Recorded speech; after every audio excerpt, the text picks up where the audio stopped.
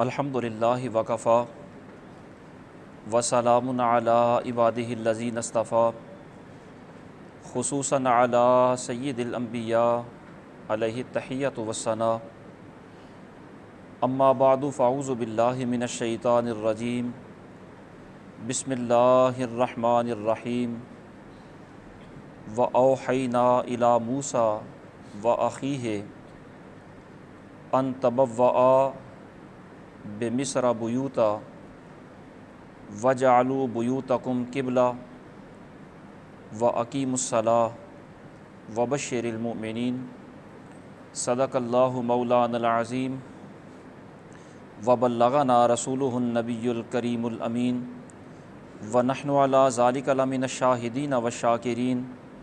والحمد للہ رب العالمین ان اللہ وملائکتہ یصلون علی النبی یا ایہا الذین آمنوا صلوا علیہ وسلموا تسلیما الصلاۃ والسلام علیک یا سیدی یا رسول اللہ وعلی آلک واصحابک یا سیدی یا حبیب اللہ الصلاۃ والسلام علیک یا شفیع المذنبین وعلی آلک واصحابک یا رحمۃ للعالمین۔ بعد از حمد و ثنا اللہ رب العالمین کے احسان و امتنان سے اس وقت ہماری پاکستانی قوم قیام پاکستان کی 75ویں سالگرہ منانے کی تیاریوں میں ہے۔ اللہ رب العالمین اس وطن عزیز کو سلامت رکھے، استحکام بخشے اور اسے نظام مصطفیٰ کا گہوارہ بنائے۔ یہ وطن اللہ رب العالمین کا ہم پر خاص انعام ہے، سرکار کی نگاہ عنایت کا مظہر ہے، اولیاء کرام کا فیضان ہے، علماء اہل سنت کی کاوشوں اور مساعی جمیلہ کا نتیجہ ہے، اور ہمارے قومی ہیرو علامہ اقبال کی خوابوں کی تعبیر ہے، اور قائد اعظم محمد علی جناح ان کی جہد مسلسل کی یہ داستان ہے۔ یہ دنیا میں وہ واحد ملک ہے اور وہ واحد اسلامی خطہ ہے جو ریاست مدینہ کے بعد اسلام کے نظریے پر قائم ہوا، ورنہ دنیا میں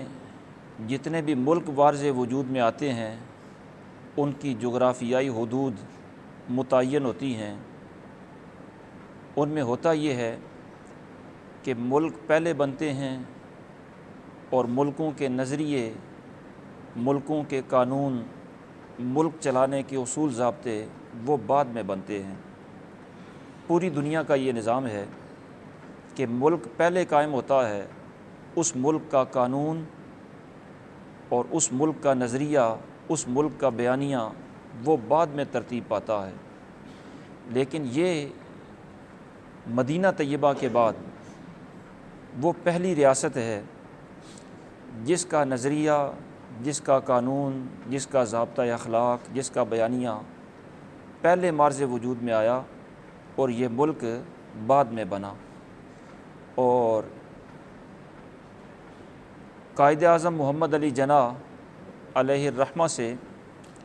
کسی نے یہ سوال کیا کہ آپ جس ملک کے لیے کوشش کر رہے ہیں، پاکستان بنانا چاہ رہے ہیں، جو مسلم آبادی اس میں آباد ہوگی تو مسلمانوں میں تو بہت سارے فرقے ہیں، آپ اس ملک میں کون سا قانون بنائیں گے؟ قائد اعظم علیہ الرحمہ نے قرآن مجید ہاتھ میں پکڑا، اس کے سامنے کر کے جواب دیا کہ ہمارا قانون بنانے کی ہمیں ضرورت نہیں ہے، ہمیں زندگی گزارنے کا قانون اللہ رب العالمین نے صدیوں پہلے دے دیا ہے، اور یہ ملک اسی قانون کو نافذ کرنے کے لیے ہم بنا رہے ہیں۔ تو یہ وہ واحد ملک ہے جس کا قانون پہلے بنا، نظریہ پہلے بنا، اور یہ ملک بعد میں معرض وجود میں آیا۔ اور اس ملک کا معرض وجود میں آنے کے لیے جو سبب بنا، جو تحریک چلی اور جو کوششیں ہوئیں، وہ کوششیں نہ تو 2-4 مہینوں کی بات ہے اور نہ ہی وہ کوششیں 2-4 سالوں کی بات ہے، بلکہ یہ صدیوں پر مشتمل ایک لمبی داستان ہے اور ایک طویل نظریہ ہے، جس نظریے کے نتیجے میں یہ ملک معرض وجود میں آیا۔ یہاں ہندوستان میں ظاہر ہے ہندو آبادی اکثریت سے تھی۔ نبی اکرم نور مجسم شفیع معظم صلی اللہ تعالیٰ علیہ وسلم نے اہل اسلام کو جو نظریہ حیات دیا وہ یہ دیا کہ مسلمان دنیا کے جس خطے میں بھی رہتا ہو، جس برادری جس خاندان سے بھی تعلق رکھتا ہو، وہ اسلامی رشتے کے لحاظ سے ہر مسلمان دوسرے مسلمان کا بھائی ہے۔ مسلمان بے شک منتشر ہوں، جدا جدا مقامات پر رہتے ہوں، لیکن مشرق میں رہنے والا مسلمان مغرب میں رہنے والے مسلمان کا بھائی ہے، یہ ایک ملت ہے۔ اور دوسری طرف سرکار نے فرمایا الکفر ملت واحدہ، کہ کفر کسی شکل میں بھی ہو، وہ عیسائیت کی شکل میں ہو، یہودیت کی شکل میں ہو، ہندوازم کی شکل میں ہو، سوشلزم کی شکل میں ہو، کسی بھی شکل میں کفر ہو، وہ کفر آپس میں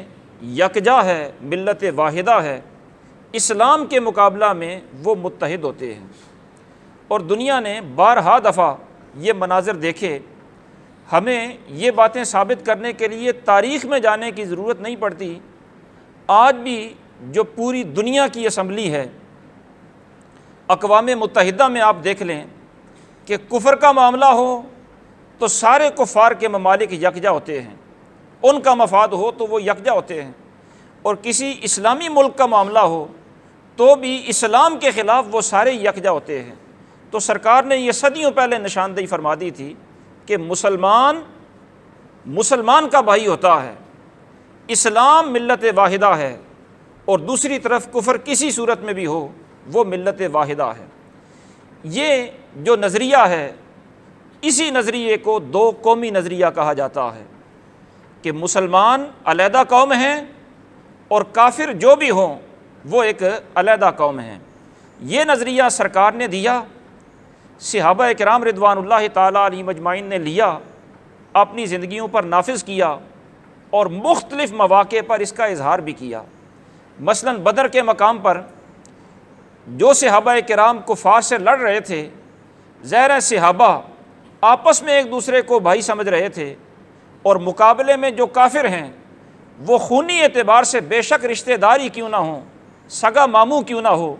حقیقی بیٹا کیوں نہ ہو، ان کو وہ اپنا مد مقابل سمجھ رہے ہیں،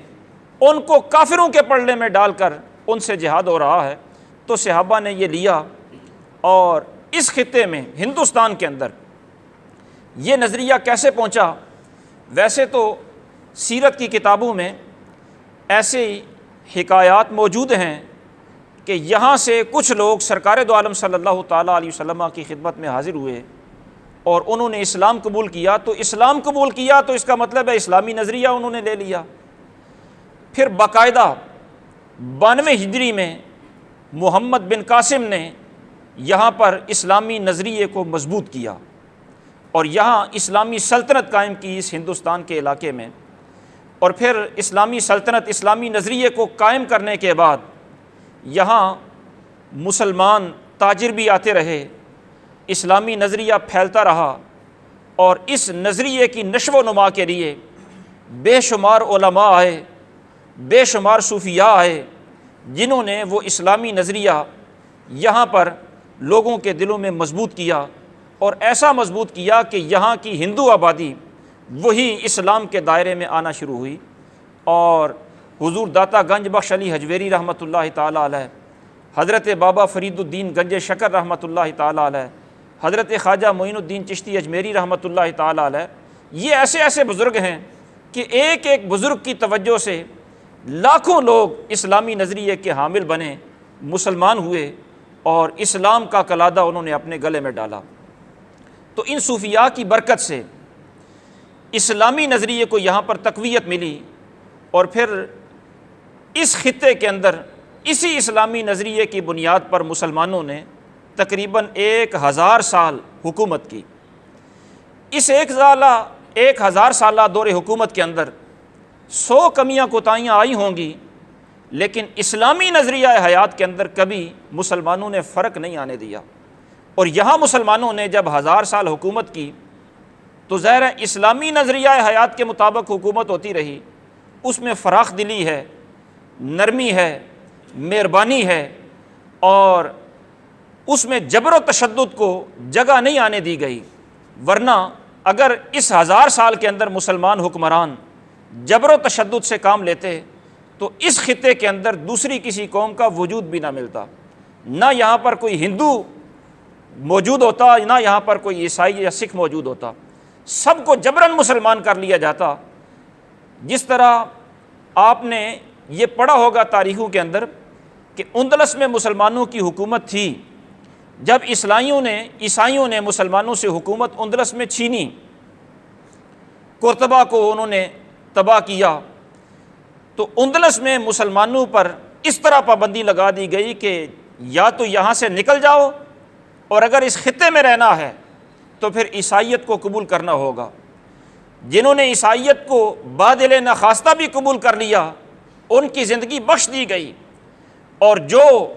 اسلام پر مصر تھے ان لوگوں کو قتل کیا گیا، آگ میں جلایا گیا، ان کے اعضاء کاٹے گئے، بلکہ زندہ انسانوں کی کھلڑیاں اتار کر، ان کی جلد اتار کر، ان میں بھوسا بھر کر ان کے سامنے آگ لگائی گئی۔ جبر و تشدد کی اس طرح انتہا کی گئی کہ آج اندلس کے اندر اسلام کے نشانات قرطبہ تو موجود ہے، وہ اسلامی مراکز تو موجود ہیں، لیکن آپ کو وہاں پر کوئی اذان دینے والا نہیں مل سکتا۔ مسلمان کا وہاں سے وجود ہی مٹا دیا گیا، کوئی کلمہ پڑھنے والا وہاں پر نہیں مل سکتا۔ ہمارے بڑے بڑے سفیر،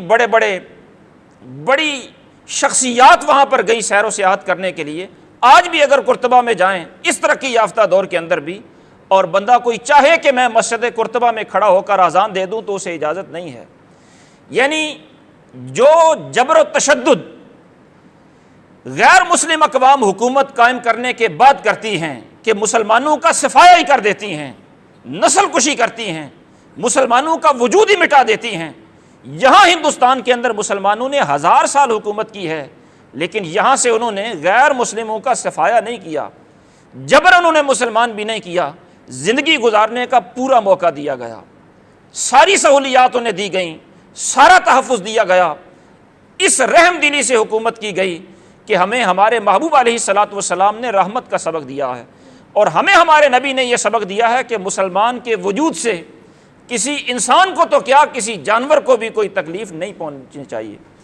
تو اس مہربانی سے مسلمانوں نے یہاں پر حکومت کی۔ بالآخر یہاں ہندوستان کے اندر انگریز ایسٹ انڈیا کمپنی کی صورت میں، تاجروں کی صورت میں وہ یہاں پر آیا، آہستہ آہستہ اپنے وسائل، پیسہ، مال، دولت خرچ کرتا کرتا، اور اس نے اپنے وسائل خرچ کر کے جو مقامی حکومتوں کے چھوٹے چھوٹے کارندے ان کو پہلے اپنا ہم نوا بنایا، پھر بڑوں کو، پھر اس سے بڑوں کو، پھر اس سے بڑوں کو، یہاں وہ قدم مضبوط کرتا کرتا ہندوستان پر انگریز قابض ہو گیا، مسلمانوں سے اس نے حکومت چھین لی۔ جب مسلمانوں سے حکومت اس نے چھینی تو ظاہر ہے جو یہودیوں کا، عیسائیوں کا حکومت چھیننے کے بعد طرز عمل ہوتا ہے کہ جن سے حکومت چھینی ہے ان کا صفایا کیا جائے، ان کو تہہ تیغ کیا جائے۔ انہوں نے مسلمانوں پر مظالم کرنا شروع کیے، مسلمانوں کا عرصہ حیات تنگ کرنا شروع کیا، ہندوؤں کو نوازنا شروع کر دیا۔ جب 90 سال تک مسلمانوں کو اس نے رسوا کیا، مسلمانوں کی قدریں بدلی، اور مسلمانوں کی قدریں اس انداز سے انہوں نے بدلی، اس انداز سے مسلمانوں کی قدریں بدلی اس دور کے اندر کہ جو کبھی چیزیں مسلمان بڑے فخر سے استعمال کیا کرتے تھے اس نے وہ چیزیں ذلت کا نشان بنا دی۔ مثلاً کبھی مسلمانوں میں یہ رواج ہوا کرتا تھا کہ جو بڑے بڑے عزت دار لوگ ہوتے تھے وہ بڑے قد کاٹ والی پگڑی استعمال کیا کرتے تھے، شملے والی، اونچی شملے والی اور عالی شان پگڑی استعمال کیا کرتے تھے۔ اس نے مسلمانوں کی یہ قدر بدلنے کے لیے، شرفاء کو ذلیل کرنے کے لیے یہی پگڑی چوکیداروں کو پہنائی، یہی پگڑی مراسیوں کو پہنائی، گانے بجانے والوں کو، ڈھول مارنے والوں کو یہ پگڑی پہنائی، یعنی ذلیل لوگوں کے سر پر یہ پگڑی رکھی تاکہ جو عزت دار لوگ ہیں وہ اگر کسی محفل میں جائیں تو اس محفل میں جو خانسامہ ہے یا جو باورچی ہے یا جو ڈھول پیٹنے والے ہیں، یعنی ذلیل پیشے کرنے والے لوگ ہیں، ان میں اور ان میں فرق ہونے کے لیے اب عزت دار اپنے سر سے پگڑی اتار کر وہاں پر جائیں۔ اسی طرح وہی جو ایچکن شیروانی کبھی بڑا عالی شان لباس ہوا کرتا تھا اس نے وہ ایسے لوگوں کو پہنا دی تاکہ یہ بھی قدر بدل جائے ان کی۔ تو اس دور کے اندر اس نے مسلمانوں کی اسلامی قدروں کو پامال کیا تاکہ عزت دار لوگ اپنی قدروں کو چھوڑیں، اور جو شرفاء تھے، مالدار تھے، ان سے جائیدادیں ضبط کی گئیں، اور جائیدادیں ضبط کر کے اپنے من پسند جو قوم کے غدار ہیں ان کو دی گئیں۔ جب یہ حالات 90 سال کے عرصے میں انگریز نے مسلمانوں پر مظالم کیے تو ہندوستان کے مسلمانوں کے اندر ایک جذبہ ابھرا کہ انگریز سے چھٹکارا پانا چاہیے، ان سے حکومت واپس لینی چاہیے۔ تو 1857 میں ایک سنی عالم حضرت علامہ فضل حق خیر آبادی رحمۃ اللہ تعالی علیہ نے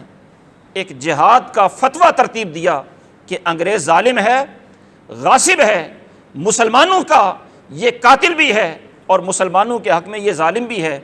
اس سے مسلمانوں کو حکومت واپس لینی چاہیے۔ آپ نے فتویٰ دیا، دیگر اکابر اہل سنت کے علماء نے اس پر دستخط کیے۔ اب یہ فتویٰ ایک تحریک کی شکل میں گلی محلوں کے اندر یہ میسج عام کرنا شروع ہو گئے کہ انگریزوں سے حکومت مسلمانوں کو واپس لینی چاہیے۔ معاشرے کے اندر، ہندوستان کے اندر ایک ہلچل پیدا ہو گئی، انگریز کے خلاف بغاوت پیدا ہوئی، تحریک چلی اور بڑے زور و شور پر چلی۔ چونکہ وقت میں اتنی گنجائش نہیں ہے کہ میں اس کی تفصیلات عرض کروں، صرف اتنی گزارش ہے کہ وہ تحریک پورے جوبن پر چلی۔ اس تحریک کے نتیجے میں انگریز نے مظالم اور بڑھا دیے، اور جو مسلمان علماء اس فتوے پر دستخط کرنے والے تھے ان کو گرفتار کیا۔ علامہ فضل حق خیر آبادی رحمۃ اللہ تعالیٰ علیہ کو بھی گرفتار کیا گیا۔ ان پر مقدمہ چلا کہ انگریز کے خلاف، حکومت کے خلاف انہوں نے بغاوت کی ہے، یہ فتویٰ لکھا ہے، مقدمہ چلا۔ اس مقدمے کی کارروائی جس عدالت میں ہو رہی تھی، اتفاق ایسا تھا کہ علامہ فضل حق خیر آبادی بہت بڑے عالم اور بڑے رئیس خاندان کے عالم، یہ اس وقت اپنے دور طالب علمی میں جب پڑھنے کے لیے جایا کرتے تھے تو ان کی مالداری کا یہ عالم تھا کہ یہ ہاتھی پر سوار ہو کر جایا کرتے تھے، جو کبھی بادشاہوں کی سواری ہوا کرتی تھی۔ رئیس عالم، جب عدالت میں مقدمہ چلایا گیا تو جو جج مقدمہ کی سماعت کر رہا تھا وہ علامہ فضل حق خیر آبادی کا شاگرد تھا۔ اس نے یہ چاہا کہ علامہ فضل حق خیر آبادی کو سزا نہ دی جائے، لیکن انگریزی قانون کے لحاظ سے وہ پابند تھا، اگر بغاوت ثابت ہوتی ہے تو سزا ملے گی۔ تو عدالتی کارروائی میں ایک موڑ ایسا آ گیا کہ جو گواہ تھا اس گواہ نے گواہی تو پوری دی کہ فضل حق خیر آبادی نام کے عالم نے فتویٰ دیا ہے، لیکن جب علامہ فضل حق خیر آبادی سامنے آئے تو گواہ نے کہا میں ان فضل حق کو نہیں جانتا، وہ کوئی اور تھے، یعنی اس نے آپ کو پہچاننے سے انکار کر دیا تاکہ آپ کو سزا نہ ملے، انگریز کے مورد عتاب نہ ٹھہریں۔ جج نے بھی چاہا کہ میں ان کو بری کر دوں کسی طریقے سے، لیکن علامہ فضل حق خیر آبادی نے اس بڑے مجمع میں کہا کہ جس نے فتویٰ دیا وہ خیر آبادی میں ہی ہوں، میں یہ کہتا ہوں کہ انگریز یہاں پر ظالم ہے، قابض ہے، اس کو یہاں سے جانا چاہیے، میں اپنے موقف پر قائم ہوں۔ آپ کو سزا دے دی گئی، کالے پانی میں بھیج دیا گیا۔ 1857 کے اندر آپ کو کالے پانی کی سزا دے دی گئی۔ بعد میں آپ کے خدام نے، آپ کی اولاد نے اس مقدمہ کے خلاف اپیل بھی کی۔ 5 سال بعد آپ کی رہائی کا جب آرڈر ہوا، جب آرڈر لے کر کالا پانی پہنچے تو جس وقت وہاں پر پہنچے اس وقت علامہ فضل حق حیدرآبادی کا جنازہ پڑھا جا رہا تھا۔ اسی طرح علامہ مفتی سید کفایت علی کافی رحمۃ اللہ تعالیٰ علیہ نے بھی اس فتوی جہاد پر، انگریز ہندوستان کو چھوڑ کر چلا جائے، اس پر دستخط کیے۔ 1858 میں آپ کو بھی قید کر لیا گیا، جیل کی سزا دی گئی، اور پھر جیل کی سزا کے بعد مراد آباد کے بازار میں تختہ دار پر آپ کو سرے عام پھانسی دی گئی۔ اور جب آپ گرفتار ہوئے تو آپ نے گرفتاری کے ایام میں نبی اکرم صلی اللہ تعالیٰ علیہ وسلم کی بارگاہ میں جو استغاثہ پیش کیا اور قوم کی حالت زار کی جو فریاد کی اور قومی منظرنامہ جو آپ نے کھینچا، وہ بڑا زبان زد خاص و عام ہے۔ آپ نے فرمایا کوئی گل باقی رہے گا نہ چمن رہ جائے گا، بس رسول اللہ کا دین حسن رہ جائے گا۔ اور فرمانے لگے ہم سفیروں باغ میں ہے کوئی دم کا چہچہا، ہم سفیروں باغ میں ہے کوئی دم کا چہچہا، بلبلیں اڑ جائیں گی خالی چمن رہ جائے گا۔ اور پھر آخر میں فرمانے لگے کہ سب فنا ہو جائیں گے کافی ولیکن حشر تک، سب فنا ہو جائیں گے کافی ولیکن حشر تک نعت مصطفیٰ کا زبانوں پر سخن رہ جائے گا۔ سب نے فنا ہو جانا ہے، سرکار کے دین نے باقی رہ جانا ہے۔ علامہ کفایت علی کافی کو بھی تختہ دار پر چڑھا دیا گیا، علماء کو توپوں کے سامنے باندھ کر اڑا دیا گیا۔ اس تحریک کو انگریز نے زبردستی کچل دیا۔ جب 1857 کی تحریک جبر و تشدد سے کچل دی گئی تو ظاہر ہے تحریک دب تو گئی، لیکن سینوں سے وہ آزادی کا جذبہ سرد نہیں ہوا۔ یہاں سے فارغ ہونے کے بعد انگریز نے اب سلطنت عثمانیہ کا رخ کیا۔ 1857 میں ہندوستان پر پورا تسلط قائم کر لینے کے بعد پھر اس کی توجہ سلطنت عثمانیہ پر قائم ہوئی، اور سلطنت عثمانیہ پر اس نے آہستہ آہستہ اس سلطنت کے حصے سلطنت سے جدا کرنے شروع کر دیے۔ کبھی کسی حصے میں صوبے میں بغاوت شروع کر دی، بلکان میں کبھی بغاوت شروع کر دی، بلکان کی بغاوت میں 2 4 6 سال لگے، اس کو علیحدہ کروا دیا۔ پھر کسی اور صوبے میں بغاوت شروع کروائی، اس کو علیحدہ ملک بنوا دیا، پھر کسی اور صوبے میں، حتیٰ کہ کرتے کرتے مصر اس سے علیحدہ کروایا، شام اس سے علیحدہ کروایا، حتیٰ کہ حرمین شریفین کی جو خدمت کرتی تھی سلطنت عثمانیہ، حرمین شریفین میں جنگ کا بازار گرم کر دیا۔ جب انگریز نے وہاں کے مسلمان اور وہاں کی حکومت کو بھی اس طرح توڑنا شروع کر دیا اور پارا پارا کرنا شروع کر دیا، تو یہاں کے مسلمانوں میں پھر بے چینی زیادہ ہوئی کہ پہلے یہاں کی تحریکوں کو دبایا، اب وہ وہاں کی تحریکوں کو دبا رہے ہیں، اور یہاں کے مسلمان تو تھے ہی پسماندہ، وہاں کم از کم ایک اسلامی حکومت قائم تھی، اس برائے نام کو حکومت کو بھی یہ پارا پارا کرنا چاہتے ہیں۔ تو یہاں تحریکیں پھر شروع ہوئیں کہ انگریز کے خلاف تحریک اور انگریز کے خلاف ایسی نفرت کہ وہ یہاں سے چلا جائے۔ یہ تحریک جب شروع ہوئی، یہ ذہن جب یہاں کے مسلمانوں کا پھر بنا، تو ساؤتھ افریقہ سے گاندھی ساؤتھ افریقہ چھوڑ کر ہندوستان میں آ گیا کہ مسلمانوں کے ان جذبات کا فائدہ اٹھانا چاہیے۔ اس نے کہا ہم بھی تمہارے ساتھ ہیں، انگریز کو یہاں سے بھگانا چاہیے۔ مسلمانوں کی ہم نوائی کا اس نے دم بھرا، انہیں یقین دلایا کہ ہم تمہارے ساتھ ہیں، انگریزوں کا بائیکاٹ کر لینا چاہیے۔ انگریزوں کا بائیکاٹ کر دیا گیا۔ جو مسلمان پہلے ملازمتوں پر جاتے تھے انہوں نے ملازمتوں سے استعفے دے دیے، جو کسی نوکری پر تھے انہوں نے استعفے دے دیے، بائیکاٹ کر دیا۔ اس بائیکاٹ کا فائدہ گاندھی نے اور ہندو نے اٹھایا کہ ظاہر ہے جس نوکری سے مسلمان استعفیٰ دیتا ہے دوبارہ اس اسامی پر ہندو بھرتی ہو جاتا ہے۔ اس طرح بائیکاٹ کیا۔ پھر انہوں نے کہا کہ نہیں، مسلمان یہاں سے ہجرت کر کے چلے جائیں۔ مسلمانوں نے ہجرت کے اندر اپنا کافی نقصان کیا۔ تو یہ تحریکیں چلتی رہیں، اور ان تحریکوں کے دور کے اندر ہی گاندھی نے ایک سبق یہ بھی پڑھا دیا کہ انگریز بدیسی ہیں، وہ باہر سے آ کر یہاں پر حکومت کر رہے ہیں، اور ہم بھی یہاں کے مقامی ہیں، مسلمان بھی یہاں کے مقامی ہیں، ہم دونوں قوموں کا وطن ایک ہے، تو ہم سارے ہندوستانی ایک قوم ہیں، انگریز بدیسی ہیں۔ مسلم اور ہندو کو ایک قوم کے طور پر جب گاندھی نے پیش کیا تو یہ نظریہ کافی سارے سیاسی زعماء کو پسند آیا کہ یکجا ہو کر، متحد ہو کر، مسلمان اور ہندو اکٹھے ہو کر انگریز کو بھگائیں، اکٹھا زور لگائیں۔ اور اس متحدہ قومیت کے نعرے میں، متحدہ قومیت کے دور میں بڑے بڑے نعرے ایجاد کیے گئے، بڑے بڑے جتن چتائے گئے، حتیٰ کہ یہ نعرے لگائے گئے کہ ہندو مسلم بھائی بھائی۔ پھر مسلمانوں نے اس نعرے کی زد میں آ کر، ظاہر ہے مجبور تھے، مظلوم تھے، پسماندہ تھے، جو کسی نے سبق پڑھایا وہ بیچاروں نے پڑھ لیا اور اس کے انجام نہ دیکھے کہ انجام کیا ہو سکتے ہیں۔ مسلمانوں نے مسجدوں میں بٹھا کر ہندوؤں سے واز دلوائے، قرآن مجید اور ہندوؤں کی کتابوں کے اکٹھے جلوس نکالے گئے۔ بصورت یہ ایک لمبی داستان ہے۔ ایسے نازک دور کے اندر امام اہل سنت فاضل بریلوی رحمۃ اللہ تعالی علیہ، آپ نے قوم کی رہنمائی کی اور ارشاد فرمایا کہ تم انگریز کو تو کافر سمجھ کر اور ظالم اور غاصب سمجھ کر اس سے چھٹکارا پانا چاہتے ہو، تمہاری عقل یہ کیوں نہیں کام کرتی کہ ہندو بھی کافر ہی ہے؟ ایک کافر کے چنگل سے آزادی پانے کے چکر میں تم دوسرے کافر کے چنگل میں پھنس جاؤ گے۔ اس واسطے کہ ہندوستان کی زمینی حقیقت یہ ہے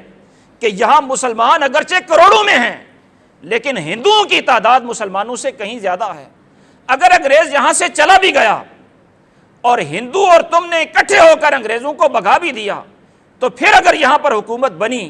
تو کس کی حکومت بنے گی؟ ظاہر جمہوری دور ہے،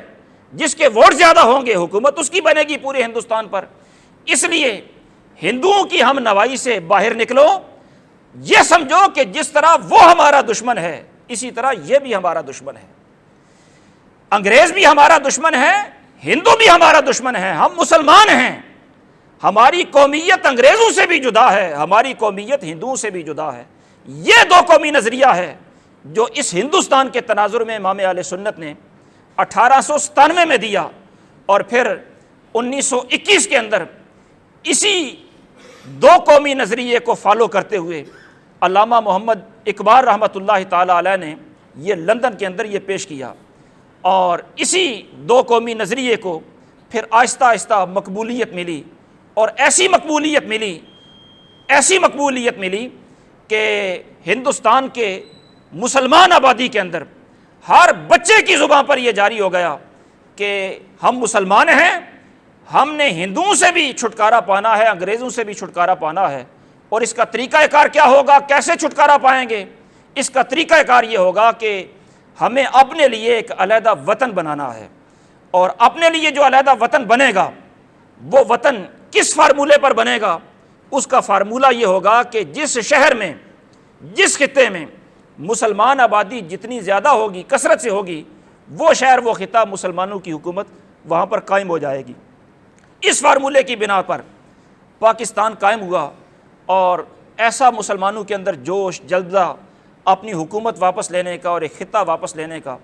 کہ بچے بچے کی زبان پر یہ جاری تھا کہ لے کے رہیں گے پاکستان، بٹ کے رہے گا ہندوستان۔ اور پاکستان کا مطلب کیا؟ لا الہ الا اللہ، دستور ریاست کیا ہوگا؟ محمد رسول اللہ۔ یہ ہر بچے کی زبان پر جاری تھا۔ یہ پاکستان اللہ رب العالمین کے فضل و کرم سے مسلمانوں کی قربانیوں سے بن گیا، لیکن پاکستان بننے کے بعد یا پاکستان بننے کے دوران بہت ساری سازشیں جس طرح اب ہوتی ہیں اس وقت بھی ہوئی۔ کافی سارے مسلم آبادی، مسلم اکثریتی آبادی والے شہر ایسے تھے، علاقے ایسے تھے جو پاکستان میں آنے تھے، لیکن لوگوں کی غداری کی وجہ سے وہ پاکستان میں شامل نہیں ہو سکے۔ مثلا گورداسپور پاکستان میں شامل ہونا تھا اس فارمولے کی بنا پر،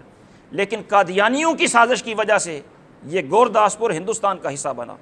اور اس کا نقصان کتنا ہوا؟ صرف گورداسپور کا نقصان نہیں ہوا کہ وہ خطہ جاتا رہا پاکستان سے، بلکہ اگر گورداسپور پاکستان کا حصہ بن جاتا تو کشمیر کا آج تنازع ہی نہ ہوتا۔ یہ گورداسپور کا جو مسئلہ تھا کہ وہ ہندوستان کے حصے میں چلا گیا، اس کی وجہ سے کشمیر کا تنازع آج تک حل نہیں ہو سکا۔ اسی طرح